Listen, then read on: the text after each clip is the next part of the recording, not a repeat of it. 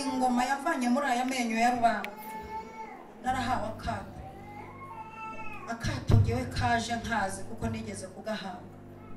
Iyi ngoma imyaje gatatu mu masezerano nasezeranijwe n'umurozi wari waranzinze, yari yarambwiye ibintu bibiri bikomeye, ko ntazashaka kandi ningira n'ibyago nka tekinike umwana ntazabyara, nzapfa nabyaye. Iyi ngoma ikicara ikavuguruza imigambi y'abantu. Iyi ngoma iravuguruza. Bafite ijambo riri gasopo muri iki ko bitazongera. Bafite umurongo ngiye guca bitazongera kurera. Ndi kubyumva mu mwuka. Haleluya, haleluya.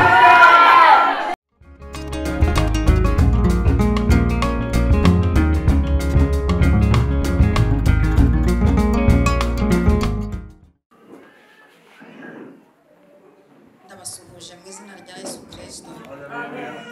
Ndabasuhuje cyane mu izina rya Yesu Kristo. Amen. Ndabasuhuje kandi mu izina rya Yesu Kristo wapfuye akazuka. Haleluya. Amen. Amagambo y'Imana dusanga mu gitabo cy'abacamanza igice cya 7. Abantu bafite Bibiliya mwihangane tugereyo. Igice cya 7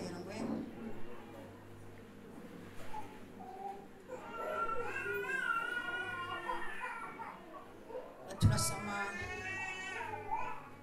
duhereye ku murongo wa 9. Igitabo cy'abacamanza igice cya 7 turasoma duhereye ku murongo wa 9. Aravuze ngo ijoro ry'uwo munsi Uwiteka aramubwira ati haguruka umanuke ujye mu rugerero rwabo kuko mbakugabije, kandi niba utinya kumanuka jyana n'umugaragu wawe Pura muri urwo rugerero, mwumve ibyo bavuga uhere kugira imbaraga. Nuko manuka ujye mu rugerero. Amanukana n'umugaragu we Pura bagera mu ngabo za mbere zari zirinze urugerero. Abamidiyani n'Abameleki n'ab'iburasirazuba bari bararaye mu kibaya basa n'irumbo ry'inzige, n'ingamiya zabo zitabarika bingana n'umusenyi uwo mu kibaya cy'inyanja. Nuko Gideyoni agezeyo yumva umuntu arotorera mugenzi we ati umva ye, narose inzozi mbona irobe rya sayiri ryikubita ku ihema, iryo hema rihera ko rigwa rigaramye. Mugenzi we aramusubiza ati nta kindi, iyo ni inkota ya Gideyoni mwene Yowasi umugabo wo mu Bisiraheli. Imana yamugabije Abamidiyani n'ingabo zabo zose. N'ingabo zabo zose. Murihangana dusoreze ku murongo uri mu gitabo cya 2 cya Mose cyitwa Kuva igice cya 15 umurongo waho wa 18. Igice cya 15 umurongo waho wa 18. Haravuze ngo Uwiteka azahora ku ngoma iteka ryose. Ni kwa murongo uvuze. Kuva igice cya 15 umurongo wa 18 haravuze ngo Uwiteka azahora ku ngoma iteka ryose.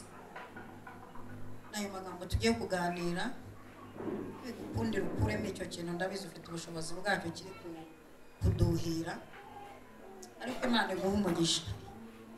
Ngo n'umuriro muke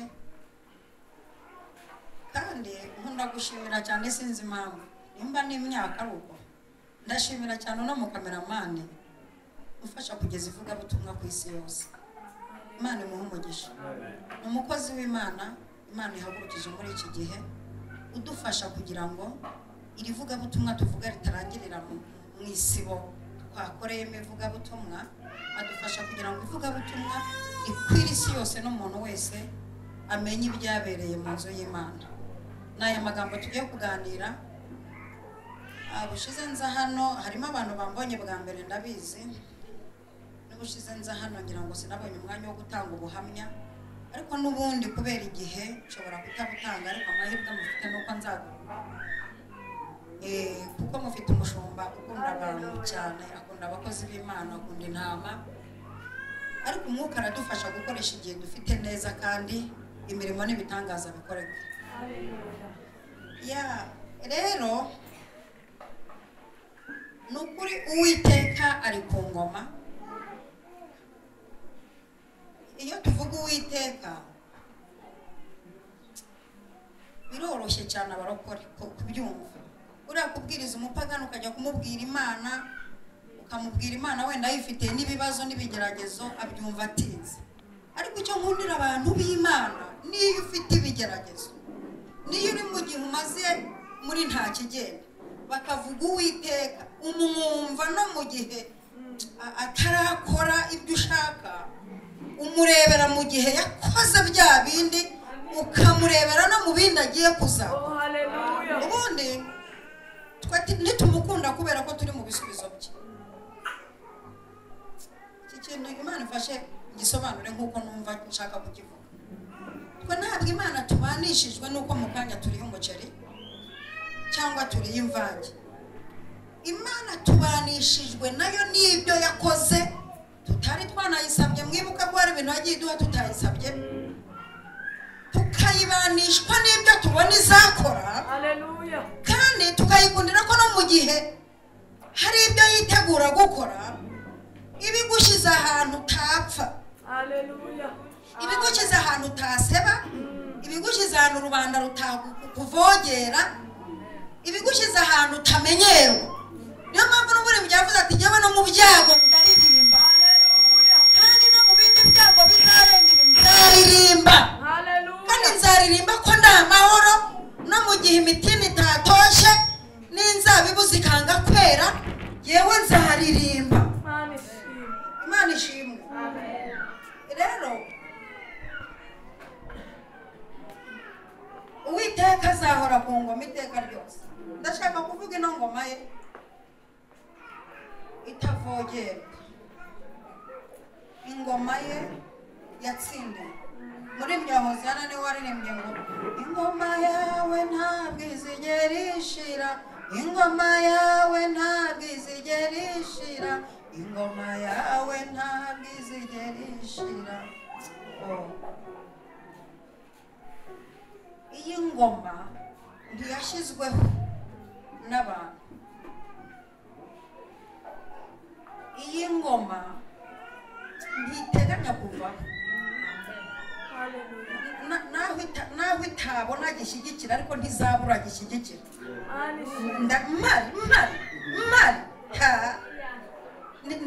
Ntiyavaho.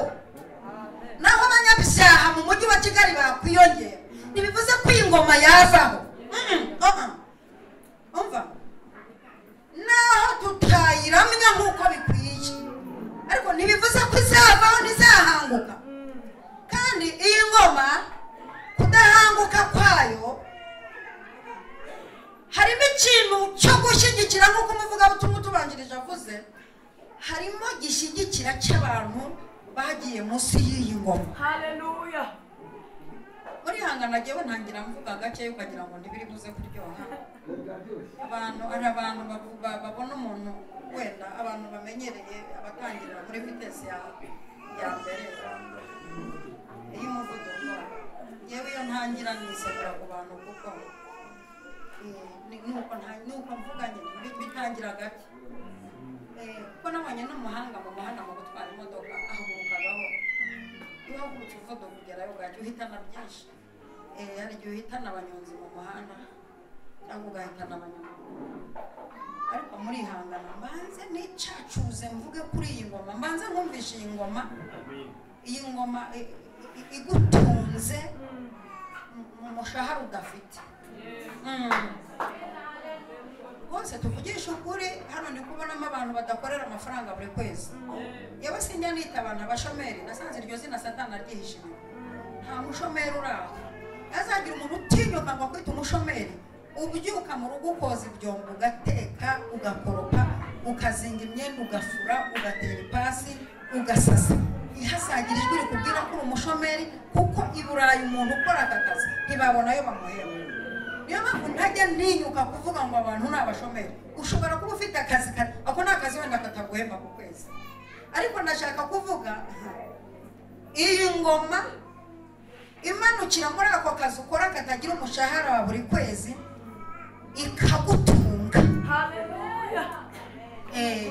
Ikagutunga. Noneho iyi ngoma igutungira mu mushahara wa buri kwezi muke, watera imibare ugasanga ntabwo byavamo niyo wagira uti. Ariko iyi ngoma ikagira ukuntu ibitubura ukabona byavuyemo. Haleluya. Manishimwe. Uwiteka azahora ku ngoma iteka ryose. Ndaje mvuge amakuru y'Abamidiyani n'Abisiraheli ubundi tubyina intsinzi. Uwiteka hari abantu agiye kutugabiza mu kanya, ubundi atanguranwa n'irizuba mu kanya ngo mizingazingire mu izuba, ubundi Uwiteka tugabize abantu basa n'Abamidiyani mu maso yawe. Ariko reka manze mvuge iyi ngoma kuko iyi ngoma ni igiye kubatugabiza. Haleluya.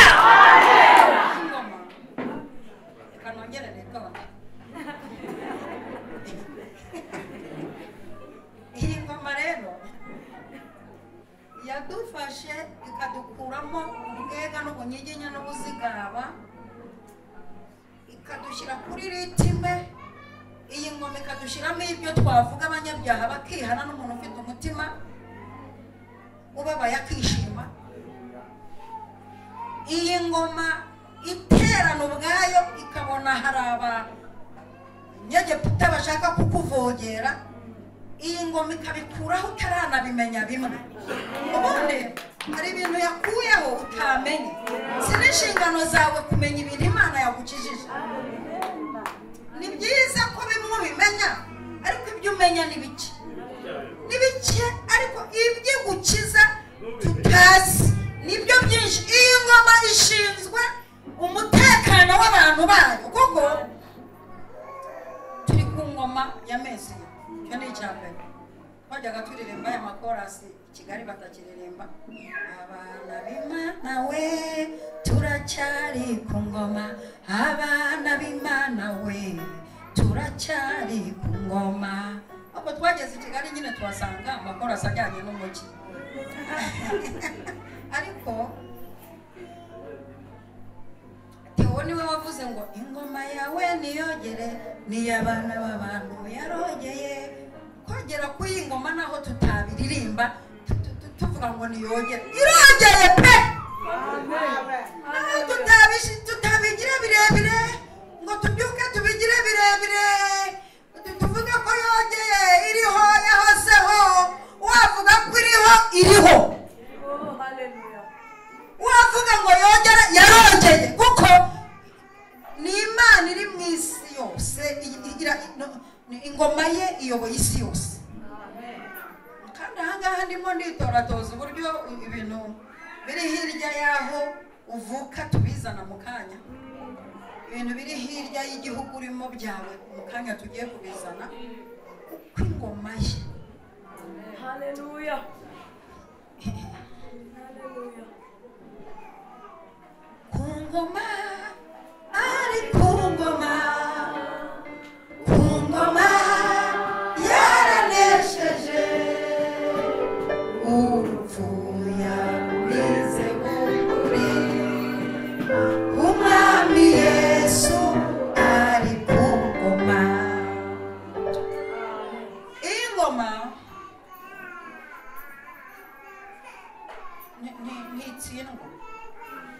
ntitsimburwa. Iyi ni ingoma itajya iva ku izina. No mu gihe hakoherezwa umuntu kurwana urugamba akaba yaneshwa, iyi ngoma ifite abantu yangaje. Haleluya. Bakajya kurwana kuko yo ntitsindwa. Ni ingoma iriyaminiya, iraniyemera. Ni ingoma ishyira mu bikorwa byanga byakunda ibintu yatekereje yanateguye ku muntu. Haleluya. Yaratsinze, Yesu yaratsinze, mwami w'abamaza ahora ku ngoma iteka. Haleluya. Mwaba bagabo ngo reka tuvuge kuri iyi ngoma igutuje i Kigali, so yarapfuye atageze ku Kabusunzu. Mwihangane tuvuge kuri iyi ngoma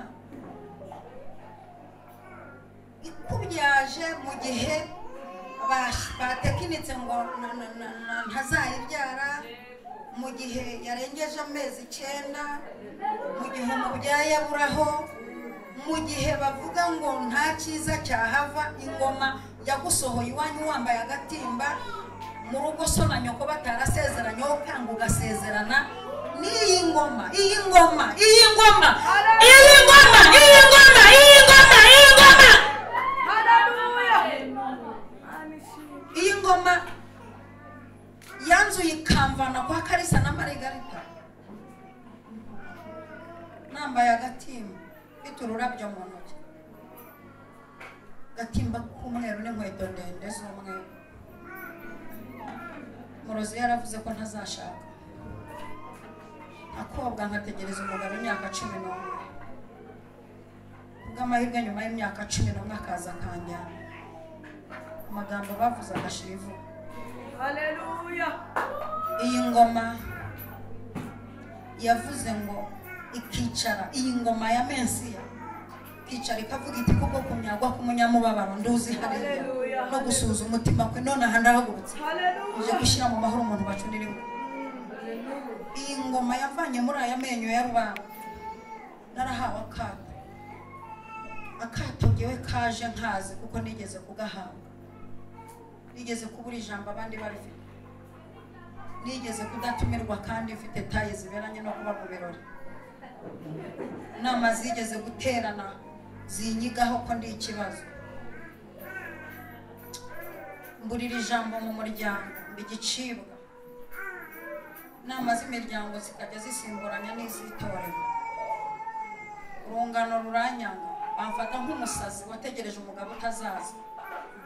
Umugabo ari mu bihugu byo hanze, Uganda, Tanzania, Burundi, Kenya, twabikamyo bya rukururana, ari gukorera amadolari, nanjye ndi guhingira amafaranga. Narakubititse imyaka 4-5 igashira ntaramubona, ariko iyi ngoma ya Mensiya ikicara ikambwira tugutegereza azaza. Mu gihe nari ntaratunga telefone, iyi ngoma yaramvugishaga ikambwira iti nubwo mutavugana azaza, niwe mugabo uzagushaka, uzaboneraho umugisha. Iyi ngoma itanga amakuru abantu batumva, iyi ngoma iguhera amakuru meza aho bakwaturaho amagambo mabi. Iyi ngoma,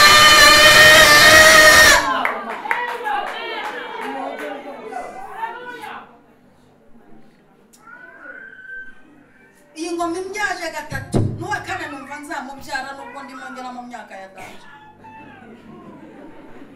Iyi ngoma imbyaje 3 mu masezerano nasezeranijwe n'umurozi wari waranzinze, yari yarambwiye ibintu bibiri bikomeye, ko ntazashaka kandi ningira n'ibyago nka tekinike umwana ntazabyara, nzapfa nabyaye. Iyi ngoma ikicara ikavuguruza imigambi y'abantu, iyi ngoma iravuguruza, iyi ngoma isinyura ibintu by'abantu.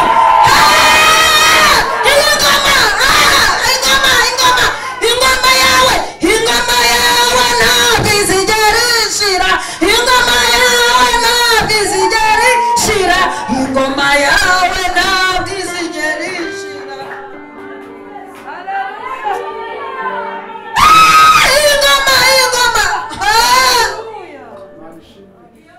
Ingoma ikurebera mu gihe kizaza kuzabura intwari, mu gihe muri iki gihe abandi babona kuri imbwa. Ingoma ikurebera mu gihe kizaza ko hari icyo uzimarira, ubwo muri iki gihe babona ntacyo wamara. Iyi ngoma idufinansa, idusunika, ikatugeza ku masezerano twabwiwe badahari.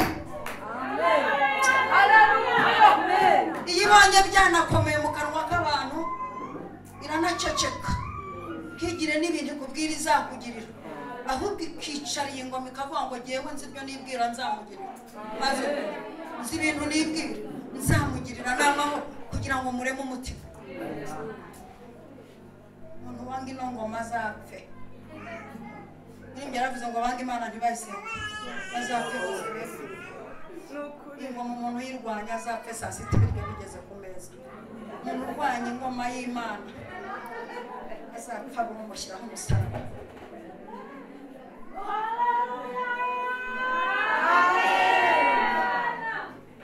Ingoma itugize abagore bangana batya, ingoma itubyaje, ingoma idutuje, ingoma irinda abana bacu tudahari, umugoroba tugahurira mu rugo n'abatazi kwambuka umuhanda tugasanga Uwiteka azahora ku ngoma. Ndashaka kukubwira ngo nimba ari n'umuntu wari ukwibase muri ino minsi, umubwire ngo Uwiteka azahora ku ngoma, ntateganya kuyivaho.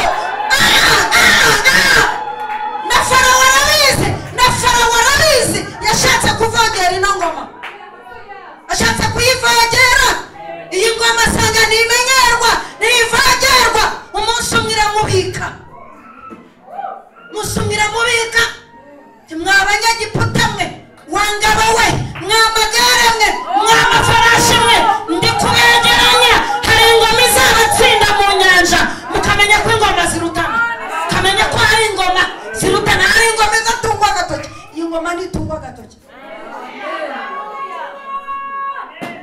Iyi ngoma nta muntu uyihagiraho, nta muntu uhagira kuri iyi ngoma. Farawo ashatse guhaga amenyera ubwoko bw'Imana, kugeza ubwo n'abakonikoni bamubwira bati Farawo we, ibi bintu biri mu rutoki rw'Imana, hinda gake, hinda gake. Kugeza ubwo n'umugore wamuburira ati nyamara nubwo uje ukaba uramije iki, ubwo imfura zari zimaze gupfa mu gihugu. Farawo ataha yaje umwe, mu gihugu cyose habuze n'umundi pole. Farawo ataha yaje umwe, ajya mu ngoro ye kuramya ikigirwamana. Umugore atari ko ntayo, niba hari ikintu utabona mugabo wanjye, hari ikintu utabona. Ubu ntabwo ubona ko ingoma iri hejuru yawe yamanutse, ntabwo ubona ko hari ingoma iri hejuru yawe yamanutse kurwanirira ubwoko bw'Imana. Haleluya! Ntabwo ubibona nawe, hari ikintu utabona, hari icyo utumva. Niko mutware wanjye, hari ikintu utabona. Reba aho yahereza n'ibiceri, reba aho iyi ngoma yamanuye hari ikintu utabona. Reba aho iyi ngoma yamanuye igihugu cyose kigahinduka inda. Reba aho iyi ngoma yohereje amavubi. Iyi ngoma ubu urabona ibi bintu biri gukorwa n'umuntu. Hari ingoma iri hejuru y'iki kimana usanga hari ingoma, hari ingoma, hari ingoma. Nyakubahwa mugabo wanjye, urabona aba bantu barapfuye kuza gusa. Aba bantu bari muri misiyo y'Uwiteka. Aho Mose aziye, urabona nta kintu cyahindutse, nta kintu uri kubona. Aho Mose aziye akavuga ati ndiwo ndiho, nta kintu uri kubona. Mugabo wanjye, hari ikintu utari kubona ahangaha. Hari ingoma yaguhagurukiye. Gabanya amagambo mugabo wanjye, hari ingoma yaguhagurukiye, ariko nareba nkabona ntuzayirokoka. Haleluya! Igufashwa. Hari ingoma utarokoka, bakuvangera ku wa mbere, ku wa kabiri. Hari igihe muri weekend ino ngoma yabakumbanya, hari igihe yabakumbanya, bateranye inama bagire gute. Ariko hari igihe mu mpera z'uko kwezi ino ngoma y'Uwiteka yabakumbanya, kuko ntimenyerwa.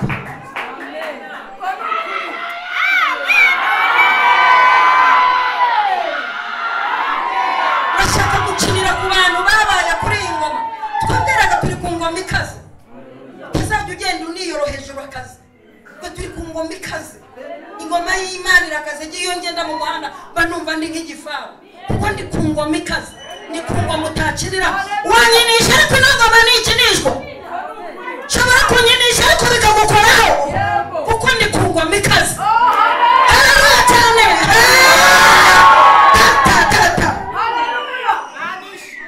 Igihe kiragera Uwiteka ati mo bwira Abisirayeli bagende. Ngoma yanjye ndumva igiye kwamamara mu gihugu cyose, bakamenya ko iyi ngoma itazahanguka. Iyi ngiyi igicu bagenda imbere kugeza uko bageze ku nyanja. Bageze ku nyanja, ntabwo Farawo yabuze kohereza iyo rwaserera y'amagare n'amafarashi n'ingabo n'akavuyo. yarabyohereje. Bibiliya iravuga ngo aranabatuga Farawo batuze naho ntakirwana n'Abisiraheli. Ntabwo agihanganye na Mose, ntabwo agihanganye n'Abisiraheli, ahubwo ahanganye n'ingoma. Hanganye n'ingoma. Nta mwanya Mose agifite kujya kuvugana n'Abisiraheli, nta n'umwanya agifite kujya kuvugana na Farawo, ahubwo hari ingoma yihagurukiye gukemura ibibazo bibiri. Ibibazo byo kuri kote y'Abisiraheli n'ibibazo byo kuri kote y'Abanyegiputa. Icyo Mose yasabwaga ko ari uguceceka agatunga inkoni. Mani shimwe bashyigikiwe n'ingoma ikaze. Hano yongera nkabwira n'umurozi ni ngaho gukora ububume ngo hari ingoma itanyitesha, ntabwo yatwitesha. Haleluya. Imana izi abantu babaye ku ngoma yayo neza, muhumure ntabwo yatwitesha. Hari ibintu bitatu igiye gukora muri uku kwezi. Haleluya. Bigaragaza ko wabaye ku ngoma yayo. Mani shimwe Kandi ndi kubyumva n'aha ngaha. Haleluya. Hari ibintu igiye gukora bigaragaza ko wabaye ku ngoma yayo. Twebwe twarashonje ntitwayivaho n'ubwo yangu. Twambaye ubusa ariko tukajya tuza dutira umwenda ariko tukaza tukayiramya tugasingiza ino ngoma niyogere. Haleluya. Kazi udateganya kurya ariko ukavuga uti Imana twaje ingoma yawe niyogere itanga ibiryo. Nubwo tutariho turya i Samariya warabagabura, ingoma yawe iragabura. Twavuze ko ingoma ya Mesi igabura no mu gihe tutarya. Tuvuga ko ingoma ya Mesi ishingira no mu gihe twagumiwe. Iyi ngoma twayivuze neza, twitwaye neza, twavuze gukora kwayo.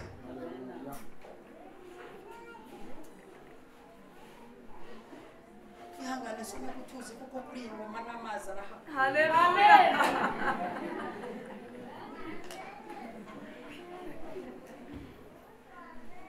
Ingoma muri kuyumva cyangwa muri kuvuga? Kuyumva. Bamaze kwambuka inyanja bageze hano, ingabo za Farawo aratinyuka arazohereza zica mu mazi. Witeka nawe atakaga filime ndakareba ndi ku ngoma we. Haleluya. Farawo hano nari ngutegeye kuri finale n'aha. Haleluya. Nagaragaje ibitangaza 10 cya 11 nkibikaho ndaje nyikwereka. Haleluya. Hari ibintu itavuga ahubwo batungurwa no kubona ibikoze. Haleluya. Ntabwo yagombaga kubwira Abisiraheli ko izabambutsa inyanja ngo bacisha mu nyanja hagati. Yagomba ubundi ikintu cyadanje kibikaho irakidutunguza, kandi ni gutunguza ikintu gikomeye muri uku kwezi kwa 10. Cyakire ni gutunguza ikintu utavuze, ikintu umuhanuzi atahanuye, ikintu utarose, ikintu uteretswe, ni ikigutunguza. Cyakiriye we numva nyakiriye.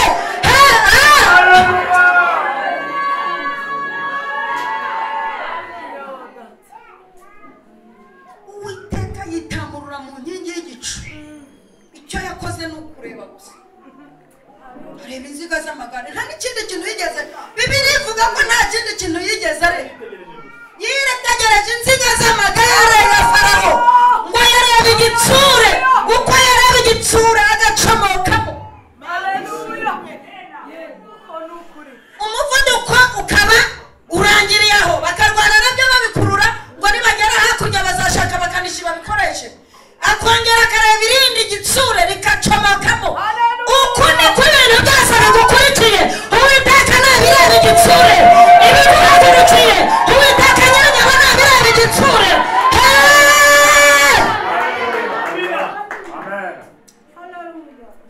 Nabindebera igitsure. Ubu nama butera nabunyigaho nabundebera igitsure. Ako niko ni n'abarozi bahagurutse nabareba igitsure. Inziga zabo zanyirukankanaga zikururuke biruhanije. Maze ngo amaze kubageza mu Uwiteka, Mose ageze hakurya amugatirambura nkana. Iteka ari ku ngoma iteka n'ubuyaho. Ari ku ngoma iteka. Arangije ngo amazi aramanuka andarazamuka arorosa arabaniga. Witeka banigisha amazi barapfa, intumbi zirareremba, inziga z'amagare zirareremba. Maze ngo Mose abikubise amaso araturagara araririmba, ntiyaherukaga kuririmba inanga zari zaramanitswe indirimbo zaracecetswe kandi zibarimo hari ibintu muri wowe byacecetse kandi bikurimo kubera ikigeragezo umazemo iminsi hari inanga wamanitse hari ibihimbano bitakikora ariko ndashaka ko muri uku kwezi wongera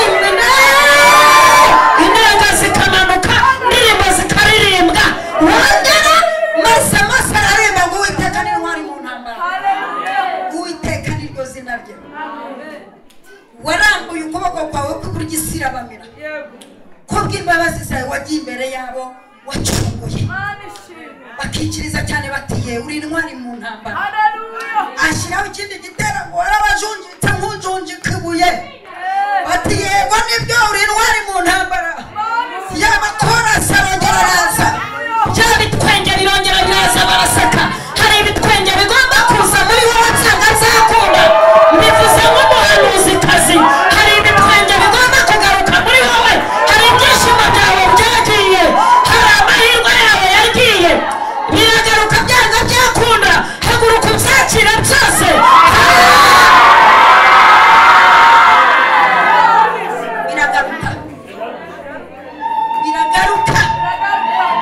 biragaruka ibyo busukirana kabungu byanyaze biragaruka ubutunzi bwawe Satani yamize Uwiteka aramukandakunda buhubuzemo arabihubuzemo biragaruka uko nyuma y'ino tariki ndashaka impinduka ku muntu wese wicaye muri iri teraniro cyane ngo amen Yesu we ndafashe buriya mu ijuru naho Imana yareba umugore ungana nkanjye bavuze ngo Uwiteka ari kungwa amiteka yewe ndasinyirwa umushahara yewe uko mvuze Imana neza iransinyira uko nyivuze neza iransinyira ariko se urambwira iki yewe mu buzima busanzwe ndi rwiyemezamirimo ndakora kumva nasibye akazi nkaza kwirirwa ahangaha nkatinyuka nkavuga Imana ko ingoma yayo izahoraho iryo jambo nge narihembera ndabizi neza iyi ngoma mbaho irahemba iyi ngoma irahemba ushobora kuba warapfanye bene wanyu ntibaguhembe ariko iyi ngoma yaraguhembye iyi ngoma irahemba ingoma irahemba hanyogosenge wo kugezeho ariko ingoma yagushakiye banyogosenge ndabyumva ingoma Uwiteka azahora ku ngoma iteka ingoma itazavaho Mana ishimwe haleluya ntere haleluya ingana iki kweli Uwiteka azahora ku ngoma iteka Uwiteka azahora ku ngoma iteka Uwiteka azahora ku ngoma iteka mbere ko mvuga n'amakuru ya Gideyoni akamvuge kuri Eliya w'Utishubi umusaza wanjye muri abavandimwe ntabwo icyuho cyabo kizagaragara ntari mbisubiyemo umusaza wanjye Eliya w'Utishubi yararebye abona ingoma y'Uwiteka batangiye gusesekamo izindi ngoma kandi bakazitirira iby'ingoma ye ya Mesi yikora nta yindi ngoma itanga imvura uretse ya Mesi nta yindi ngoma itanga urubyaro ntizagira ubabesha ngo hari umupfumu utanga urubyaro nawe ingoma ya Yesu niyo itanga urubyaro ntizagira ubabesha ingoma y'Imana niyo ikora ibintu bitiganwa nta muntu waza kubipirata musi umwe bashatse kubipirata Eliya w'Utishubi baravuga ati no ndabona abantu batangiye gupirata ibi bintu batangiye gufata imvura bakayitirira iki kimana kandi ari ingoma y'amazi ari ingoma y'Imana igushikura batangiye kwitirira ibintu iki kimana Yezebeli yatanye mu bishingiranwa batangiye kumva ko aricyo gitanga umusaruro mu gihugu abagore banini n'abato batangiye kugira amaturo abakomeye n'aboroheje batangiye kugishimagiza bavuga uburyo gitanga imvura bakacitirira ibintu ingoma y'ijuru yakoze no birahindutse Eliya aritambika iyi ngoma hari abagabo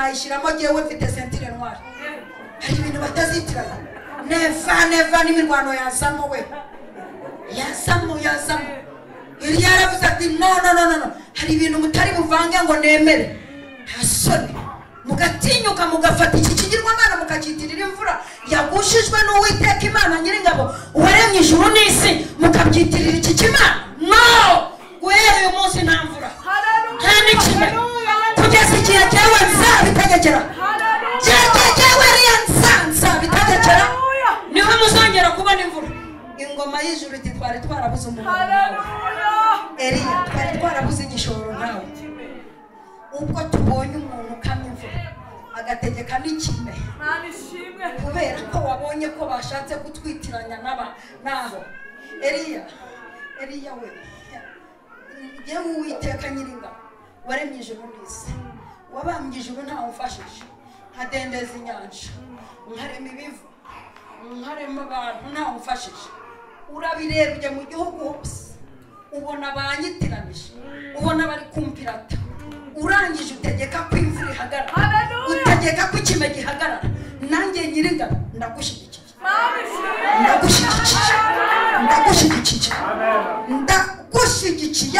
ndabifunze none Eliya ubwo usapotinze ingoma yanjye mwihangane dusapotinga ino ngoma y'Uwiteka mwiyeranje mututu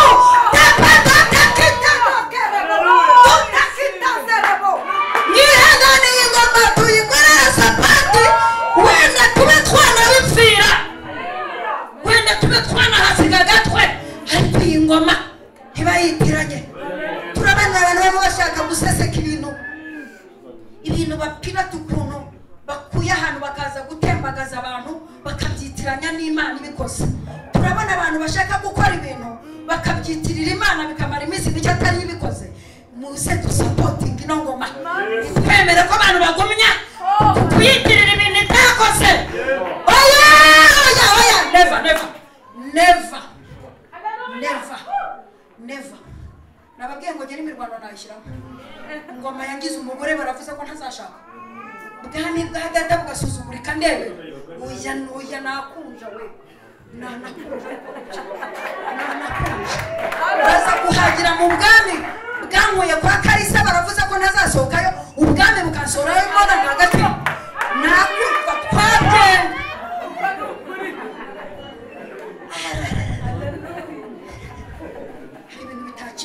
bitakinirwa Eliya gutishwe ravuze ati mu bintu mukinisha iki cyo ntimugikinisha taza gukinisha hari ibintu bidakinirwa mu minsi ishize nafashe abagabo bagiye kuraguza ikigirwamana Berizebubu ndababwira ngo musubirayo ugende mubwire umwami ko icyo bisasira atazakibyuka ahubwo yanze kwemera ko hari Imana iri mu ijuru aho yahatsinze ingabo 150 amanura umuriro zigasha arimo arwanisha akino ngoma arimo sapotinga ngoma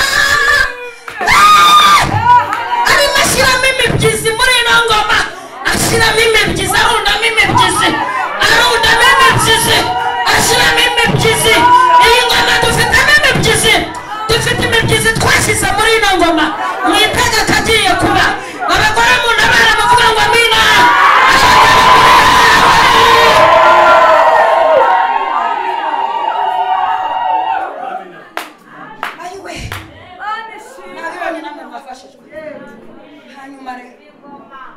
Eliya arangije imvura arayifunga n'ikime Imana itironya kubahwa Eliya icyubahiro cyo mu isi ndaje muke ubu hitugenda ubwo karabaye urabifunze ndabishyigikiye hitugenda ikirete aho niho nzagutungira abantu basapotinze no mu gihe tutakora turya imishahara y'abakora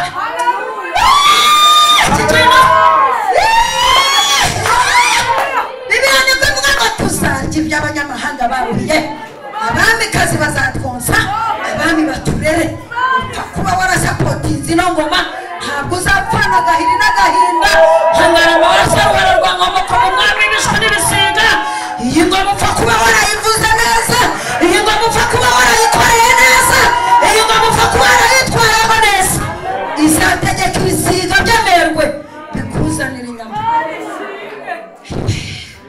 Imana itereye ihuta ikerete nze ngutungisha ibiryo by'abami, nzategeka ibisiga bikuzanire akanyama n'umutsima. Noneho wowe ikintu uzajya ukora, uzajya urenzaho amazi y'akagezi k'ikereti, kandi iki gisiga kizagutunga nzakirinda no mu gihe kiri mu cyari giti kikagwa, nta baba rizavunika kugira ngo kizakomeze kugira imbaraga zo kijya kugutunga.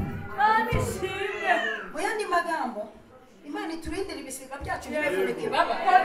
Impamvu ubona yaguhaye rimwe yageze mu nzira avunika ibaba. Impamvu ubona atongera kuguha akantu yageze mu nzira avunika ibaba. Hari ibisiga byavunikiye amababa mu nzira. Ibisiga byacu Imana ibirinda kuvunika amababa.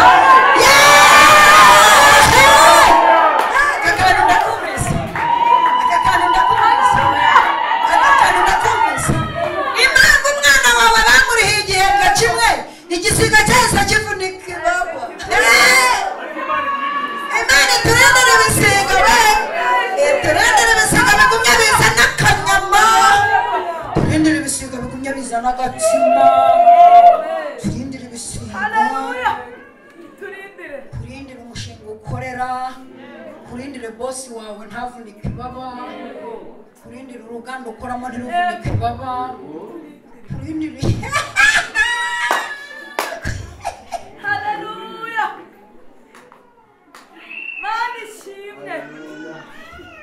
yavunitse amababi byawe, niyo mpamvu ntacyo kibona. Ntabwo ntacyo wibuka byavunitse amababi.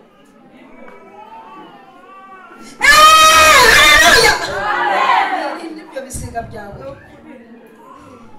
Imana itere, hanyuma aho niho nzagutura. Ni ukuvuga ngo ubujijwe kujya kwidegembya, nzakubwira igihe cyo kujya kwidegembya nzabiguteramo, uzamuke widegembye, maze ngo amazi aza gukama yakageze, ariko Uwiteka azahora ku ngoma iteka, naho akagezi kakama azahora ku ngoma iteka. Iyo gakamye Serafati gahita gafunguka kirukanze, hafunguka gafuka umupfakazi, kuko azahora ku ngoma iteka. Ntabwo Uwiteka dutungisha uburyo bumwe, ntabwo agira ibisubizo bimeze nk'inifomo, afite uburyo bwinshi adutungiramo, azahora ku ngoma iteka. Kagezi kakamye ajya kwiyereka Ahabu ati naje maze igiye kuri cadi, sinjya kugumya kurusha ibikona. Ibyo byageze ubwo bikananirwa. Hari abandi ba Eliya bazavuka mu gihe cyanjye, ibyo bikona bizabatunge, ariko igihe kirageze ngo ngaragaze Imana iri ku ngoma. Abantu baracyari mu rungabangabo, nubwo nafunze imvura, ariko abantu baracyari mu rungabangabo, bari kwibaza Imana yanjye niyikora, iya Ahabu niyikora. Abantu bayobewe ibizaribyo, abantu bamaze igihe bayobewe ibizaribyo. Ndashaka ko abantu bava mu rungabangabo bakamenya Imana basenga, nimba ari iyawe bakarikurikira, nimba ari yanjye bakayikurikira. Kandi aka gafilimi karasobanurirwa i Karumeli.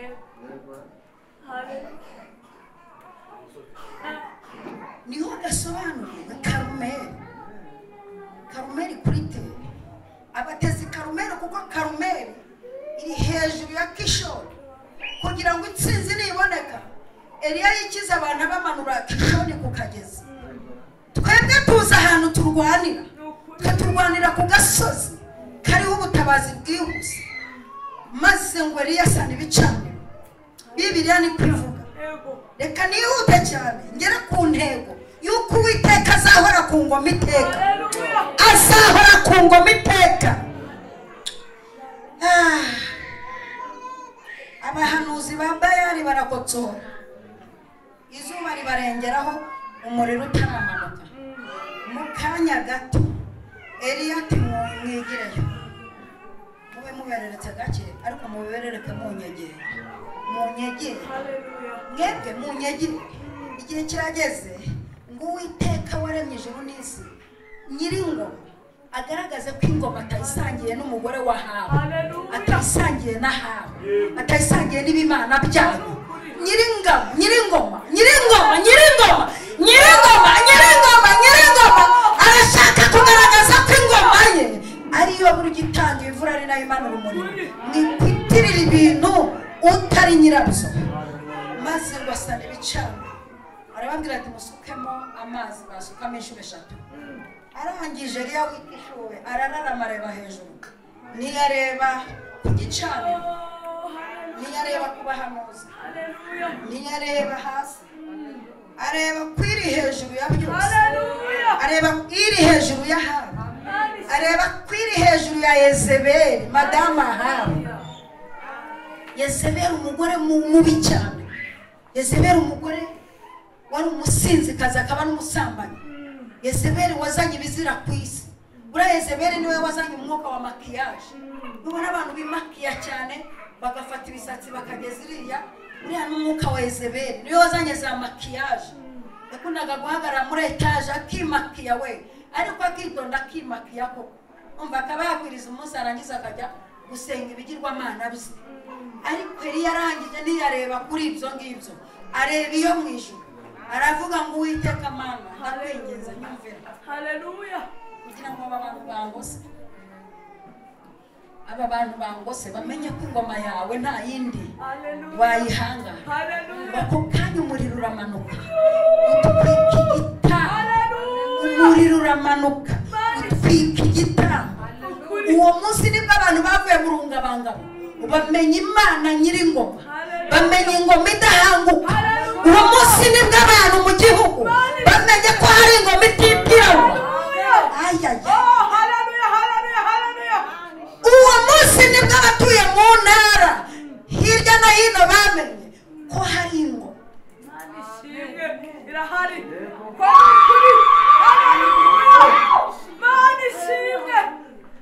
Nibwo bamenye ko hari ingoma ikora ibidasa n'ibiz'abandi. Umuriro uramanuka, umanutse Eliya muri we afata abahanuzi bamutesheje igihe, bamubesheje ikireta ari umuntu w'umugabo, bamutumye abantu babihomberamo babura imvura.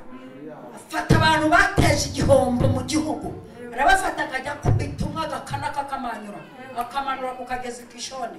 Afata undi nyina n'umubyara agakubita icyarimwe, atogoza ku kagezi Kishoni, aratangatanga bose aramanura, arabarangiza.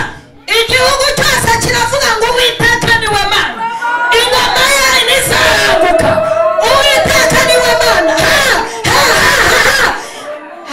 Imana Yezebeli burabakiriya bagaruka ku Mana yaremye ijuru n'isi, batangira kuyiririmba bati Uwiteka ni we Mana. Abagore bati nibyo ni we Mana, abagabo nabo bati nyamara nibyo ni we Mana. Uwiteka ni we Mana, ingoma ye ntabwo izahanguka. Ni we Mana, ingoma ye ingoma yawe ntabwo izigera ishira. Ingoma yawe ntabwo izigera ishira.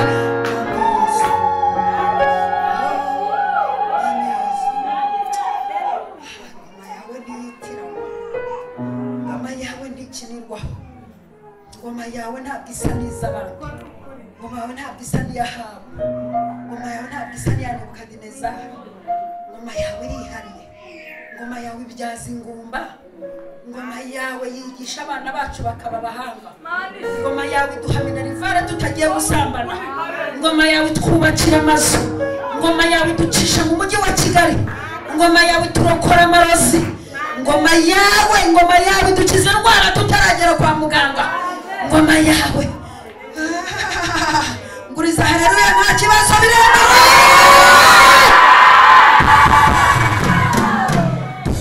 Reka twumve amagambo twasomye.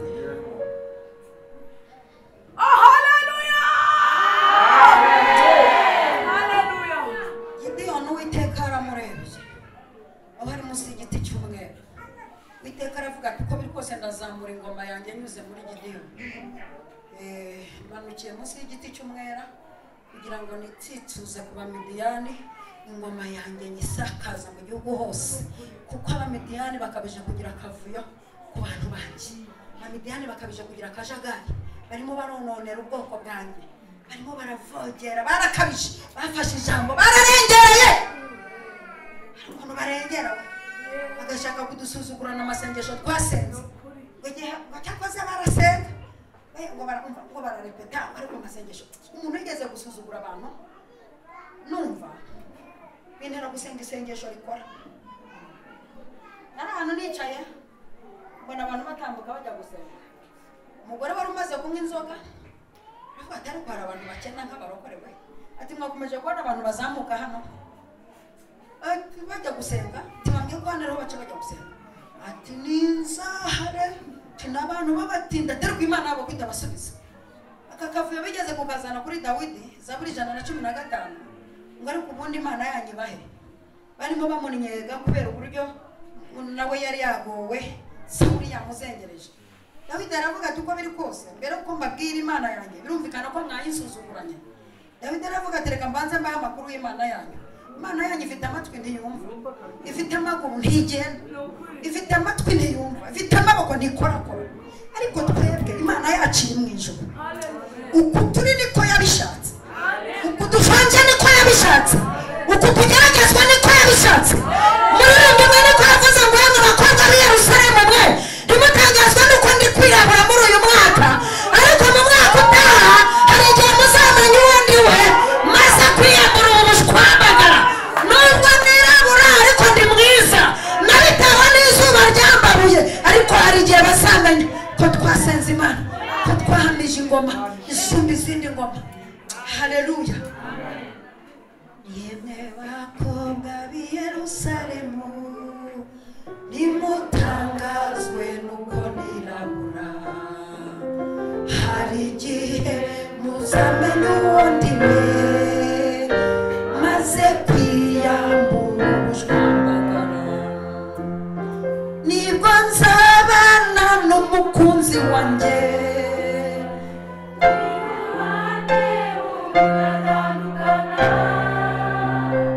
amarushwa n'imibabaro bitazongeye kuntanya nawe.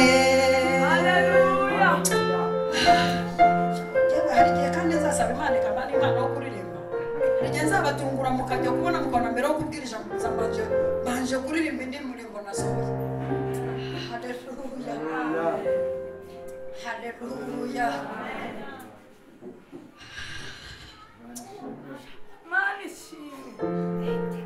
Igihe kirageze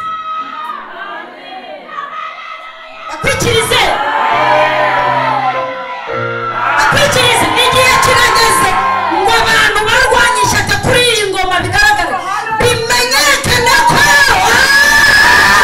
ibyo wagiyemo bikora. Igihe cyageze, cyageze, cyageze, cyageze, cyageze, cyageze,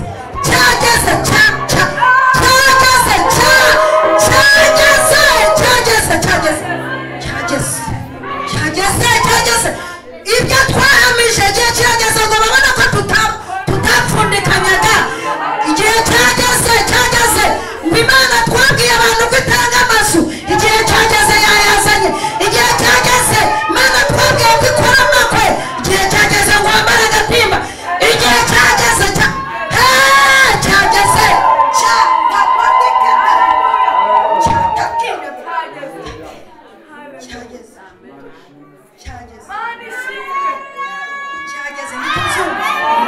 ndikubyumva nk'ibibara. Kumva nk'ibintu bibaye, abantu mwitonde, bikurebera mu myinkanyari wazinze. Nanjye nakoze ubukwe imyinkanyari yaje kubera kubaho nabi, kubera gutegereza umugabo naramubuza aho aziye, aranjyana nishifanye mu maso, ariko kugeza izi saha nta shifonaje mfite, ntazo mfite kugeza izi saha, nta nzara ngifite, ntayo ngifite kugeza izi saha, sinyambara niye.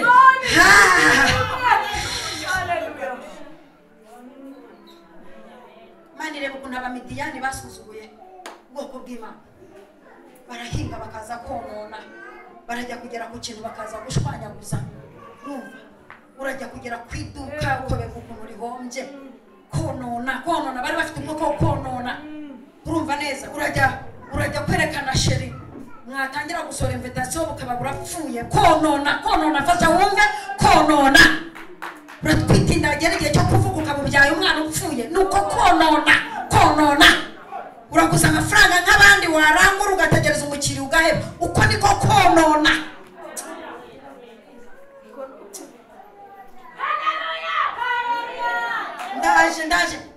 Ndaje nganire n'umwuka wa kononeye. Ndaje mukanya nganire nawo mwuka wa kononeye. Kandi ndumva afite ijambo riri gasopo muri iki. Bitazongera. Ndumva afite umurongo ngiye guca bitazongera kureba. Ndi kubyumva mu mwuka. Haleluya. Uriza amashuri urarangije diplome nuzi n'ahantu ibitse. Uko nibyo bita konona. Ubonye perime bikugoye iheze mu ikofe urenda kwibagirwa imodoka. Wone umwuka wo konona. Ugeze igihe cyo kurya neza ibiryo wari ubibonye diabete bitemo batireka ibireke ibi. N'umwuka wonona. Bamidiyani bari bafite umwuka wo konona. Imana irabirebera avuga iti no, ndaje manukire munsi y'igiti cy'umwera ndabonamo umwana usuzuguritse witwa Gideyoni. Arasuzuguritse kandi nawe afite umwuka wo kwisuzugura. Ariko nubwo yisuzugura hari ibintu bibiri afite. Wari upfuye ariko hari ibintu bibiri bikurokoye we. Wari ugiye ari kurokowe n'ibintu bibiri. Ukiriye muri nimwe mwagumanye nanjye. Ciye ko wanze kuvaho Yesu. Icyo kintu kirakurokoye. Cyakabere kigukijije nuko wavuze ko Imana igira neza no mu gihe uri nyagupfu. Ibyo bintu birakurokoye. Imana iramye Gideyoni aravuga iti nubwo yisuzugura n'abantu bakamusuzugura n'umuryango avukamo ukamusuzugura ariko afite ibintu bibiri. Ni umunyambaraga agira n'ubutwari. Uburinzi mu mujyi wa Kigali ubura n'imbaraga. Uri 50 kuri banke ubure n'ubutwari. Ubure byose nk'ingati. Ubure taye nziza ubure n'imbaraga. Yo haleluya.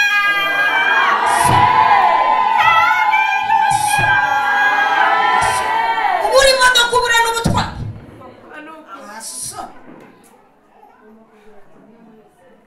Reba imirari ariko amaso yacamika harimo n'imbaraga we. Yubuti we ndumva muri je.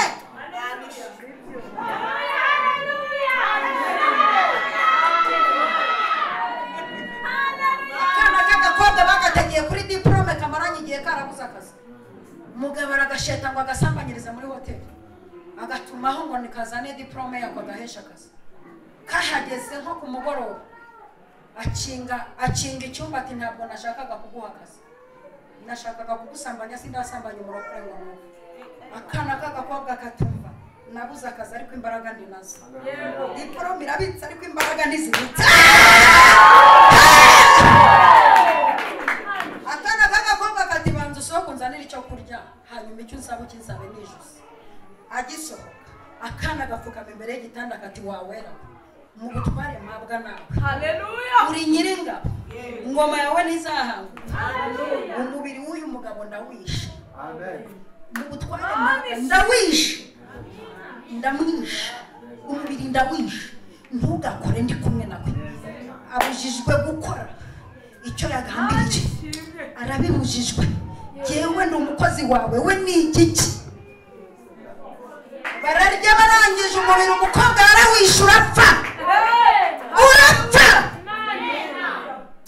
Arangije bamaze kurya ijoro riba riraguye umwana w'umukobwa ati ese gira ibyo ugira ngenda kijyana waki. Sohokera uramombeje sohokera mu cyumba. Kubera icyo uyu mwana hari imbaraga afite witaka. Nubwo cyarye nubwo nta kazi ariko afite imbaraga. Nubwo ari umushomeri muri wafite. Nubwo ari munsi y'igiti cy'umwera. Nubwo ari munsi y'igiti cy'umwera. Nta firiti, nta supu, nta kashi ariko afite imbaraga. Gideyoni arangije ati Imana nibyo uravuze ngo afite imbaraga n'ubutware ariko nkurikije ko iwacu nta muhanuzi wahavutse ibyo simbizi ariko kubera ko ari wo bivuze ukavuze ngo nibyo ugiye gukoresha kugira ngo wice Abamidiyani uzimanganye izina ryabo. Ndi tayari ariko turabanza tujye inama kugira ngo nemere ko ari wowe uvuze. Dore ino hadutse amajwi menshi bitirira ko ari Imana ivuze atariyo. Ibimenyetso nibyo ngomba guhagurukana. Ubwoya nimburaza hanze ngasanga butose iruhande rwabwo bwumye, ndamenya ko ari wowe. Igitondo asanga nibyo. None nisanga bwumye iruhande rwawo hatose, ndamenya ko ari wowe. Asanga nibyo. Arangije ubwo amagambo twasoma. Abamidiyani bari bitwaje intwaro za kirimbuzi, baravuga bati turabonana na buriya bwoko, turazimanganya izina ry'Imana yabuye umunsi, bibagirwa ko Gideyoni yamaze gutoranywa. Gideyoni, yewe Gideyoni, genda uko imbaraga zawe zingana.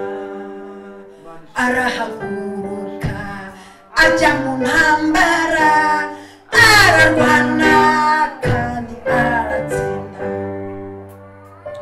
Uwiteka nawe ntiyiyumanganije, yarahasarutse arwana intambara.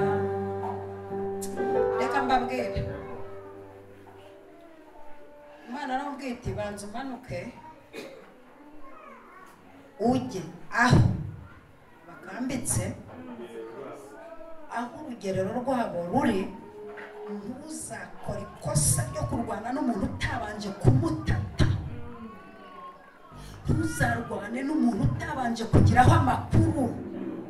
Intambara yose urwanya udafite amakuru yayo ishobora kukwangiza. Rero twebwe uyu mujyi tubeshejwemo n'amakuru dufite. Nzabana nawe, nzakugaburira, nzakwambika, nzakurinda, nzagukomeza, nzakurengera. Ni amakuru atubesheje muri uyu mujyi twawinjiranye. Undi mwese mwaje kuri Karisoro mutazi ko bizavamo. Abandi muza mugurishije inkwavu mugize Imana mugeze mu mujyi biremera. Abandi muza mutwaye imyenda muri mwishashi y'umukara n'icyatsi kibisi mutazi ko bizakunda, mutumbukiraho mwoza amasafuriya babaha ibyo basigaje. Ariko ubu ngubu byaremeye, ibintu byaremeje. Twaje bisanga ariko byarakunze mu kanya biremeye. Rero aramanuka ajya mu rugerero, amanukana n'umugaragu Pura. Bahageze basanga abantu bose mu bwoko bwose, abantu batoranyirijwe kugumya kurwanya Abamidiyani. Asanga ubwo bwoko bwose burahari. Maze ngo basanga hari urose inzozi arimo azirotora ati ndose. Igenda rose ati kagira ngo burya nabo bararota we. Imana ijya ibacamo. Imana ijya ibacamo. Rimwe Imana yageze guca mu mupfumu abwira mama, bari baratuzengereje baturoga abagore ba papa. Mama yigira inama yo kujya mu bapfumu, azana umupfumu ngo turasaga. Angezeho mbanagurutse. Umupfumu aramubwira tuzi n'ibindi marigana. Ati aka kana mbona kagurutse kanze ko gaca inasa. Ataka kazabakiza. Ataka ngaka gafite Imana kazakurikira. Aka kazabahera ku murongo mwese kabazamure. None nujubije mama inzu ya Konoshi irimo amatuwarete. Haleluya, haleluya. Abandi nabakuye mu muhanda mbashyira mu mashuri. Nige baha ababyeyi. Nukuri nabo bararota. Abaturwanya bajya barota tuzatabarwa. Batatawe iki kintu uracyumvise? Bajya bagira inzozi. Akanatinyuka akavuga ngo uziko nakurase we. Wewe subu nibyo. Bibari byo. Ahubwo nuko barota ibintu binyuranye n'ibyifuzo byabo. Barumva twapfa bakarota twakize. Biba binyuranye. Amina. Abamidiyani barose ikinyuranye cy'ibyifuzo byabo. Barotira barya sayiri ry'ikaragarirwa ku mahema yabo. Ungwagwa agaramye. Agaramye batiyo n'inkota w'Uwiteka na Gideyoni. Nibwo Gideyoni yazamutse. Aravuga ati Mana, kuraje zaje. Nabibonye ko ingoma yawe igiye kwamamara. Ndumva makuraje, confidence zawe. Inzozi narose nibyo, ibyo wavuze nibyo, confidence zaje. none ndumva ndi tayari ku rugamba ndumva ndi tayari haleluya abantu bari tayari muvuga ngo amina azuwetaka tubwo babaye tayari rero shaka ingabo mumanuke noneho mujye kukageza uyu munsi wanekeye ku rugerero ni kukageza ubwo usakumye byose ukaba usakumye urabaza aba bantu uzanye urabizeye ati mbega urabona aribo mugiye gufatanya mukanesha abamidiyani Gideon ati Uwiteka ati Gideon mu bantu basakumyemo nazakabuti basakumyemo n'abazajya bavuga izindi mana zitareke basakumyemo n'abantu nzajya nkora bakabyitirira none rero kubera ko wazanye amarangamutima menshi sinanakurenganya bamanukana hepfo ukageza banze mu makugeragereza gutoranyiriza abantu wowe ikintu ngiye kugukorera numara kubona umuntu uje abagiza nk'ibintu ushyire hariya unywesha amashinezi ushyire hariya dosi ikurikiyeho n'ibyo uyikubwira arangije wabanywesheje amashyi bari 300 Uwiteka ataba ngaba niba ugiye kuvuga niba ngiye kugukoresha nkakugabiza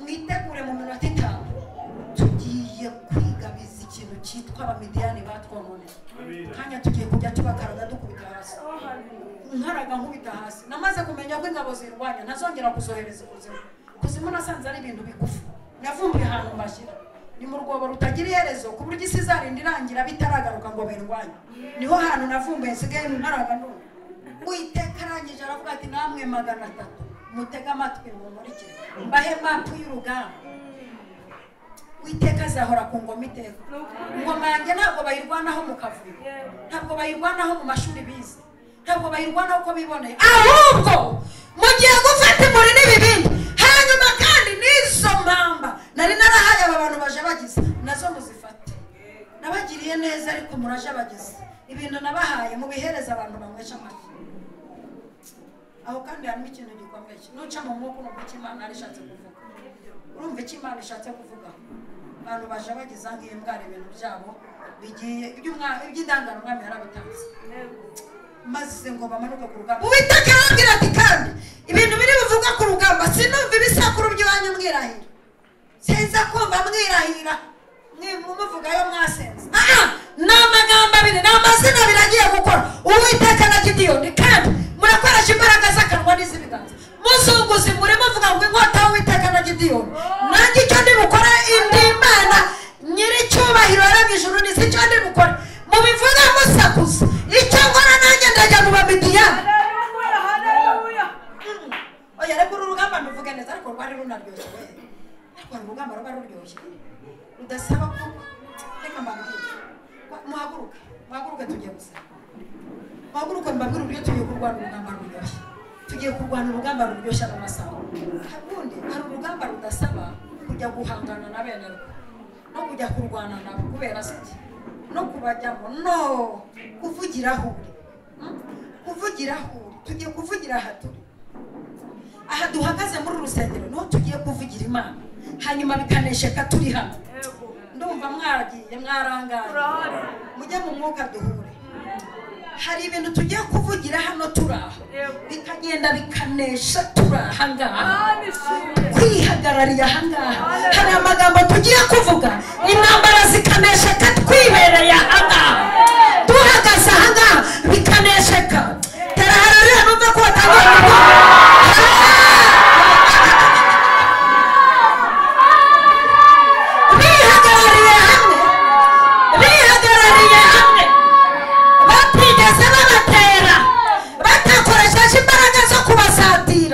babasatirisha akanwa n'amaboko babasatira bakoresheje imbaraga z'akanwa hari ibintu twarangiza dukoresheje imbaraga z'akanwa tukabita pasakiremo tutakitekeremo